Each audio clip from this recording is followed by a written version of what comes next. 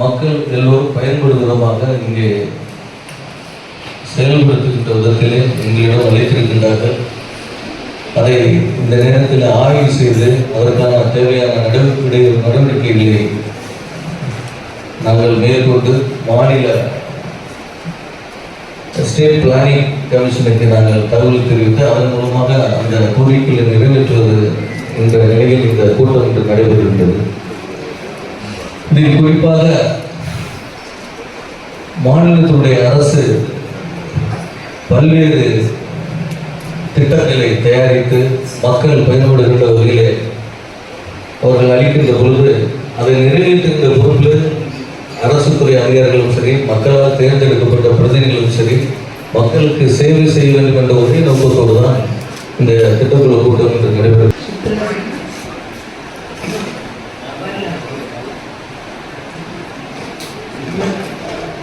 மற்ற குழு உறுப்பினர்களோட தகவலுக்காக பஸ் ஸ்டாண்டுக்கு லேண்டு பேரரசில் தீர்மானம் போட்டிருக்காங்க. லேண்ட் எடுக்கிறதுக்காக அது ரெவென்யூ சைடில் கிளியரன்ஸ்க்காக ஒர்க்ஸ் நடந்துருக்கு. அது முடிஞ்ச பிறகு பஸ் ஸ்டாண்டுக்குள்ள வேலைகள் செய்யுது. இந்த இரண்டாவது கோரிக்கை பொறுத்த வரைக்கும் அது ஏற்கனவே நிறைவேற்றப்பட்டு வேலை முடிச்சு அது இனாகிரேஷன் பண்ணிட்டாங்க. கோவில் மாடுகள் சம்பந்தமாக நம்ம கவர்மெண்ட் இன்ஸ்ட்ரக்ஷன்ஸ் கேட்டிருக்கோம். அனிமல் வெல்ஃபேர் போர்டிலிருந்து கைட்லைன்ஸ் பெறப்பட்ட பிறகு அதில் நடவடிக்கை மேற்கொள்ளப்படும். அங்கன்வாடியில் பூங்கா அமைக்கிறதுக்கு கேட்குறாங்க. பேரூராட்சியிலிருந்து நமக்கு நாமே திட்டத்தில் அது எடுக்க முடியுமா அப்படின்றத ரெடியூஸ் பண்ணிட்டு உறுப்பினர்கிட்டையும் பேசி எஸ்டிமேட் எடுத்து 1/3 கான்ட்ரிபியூஷன் வாங்க முடியுமான்னு பாருங்கள். அதில் பண்ணுறதுக்கு வாய்ப்புகள் உண்டு.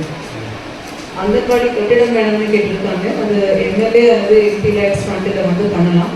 அது ரெக்வெஸ்ட்டாக கொடுத்துட்டு பேசி அதை வாங்குறதுக்கு வாய்ப்புகள் இருக்கான்றதை செக் பண்ணுங்க.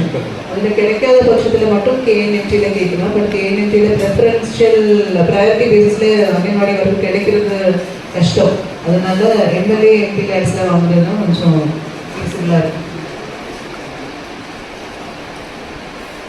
மகளிர் கட்டிடம் வந்து எனக்கு தெரிஞ்ச அர்பன் ஏரியாஸ்லாம் மகளிர் கட்டிடத்துக்கு ப்ரொவிஷன் கொடுக்குறது இல்லை.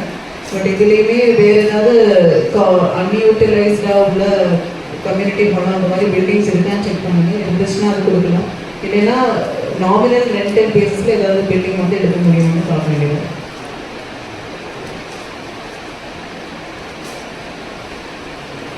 சுகாதார கட்டிடம் வந்து பழையூர் சுகாதார கட்டிடம். இது கிராம பகுதியில் வரணும். என்ஹெச்எம்ல போயிருக்கு. 5.9 lakhs வந்து டீடைல் விளையாட்டு மைதானம் இப்போ இன்ஜினியரிங்ஸ்ல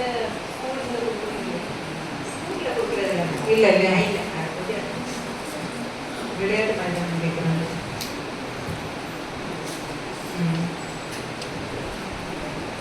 அதுவுமே என்என்டியில் மட்டும்தான் பண்ண முடியும். அதுக்கு வாய்ப்பு இருக்கான்றதை மட்டும் செக் பண்ணுங்க. சிஎம் எப்படி 5 ஏக்கர் வந்து விளையாட்டு மைதானம் இருக்குமா?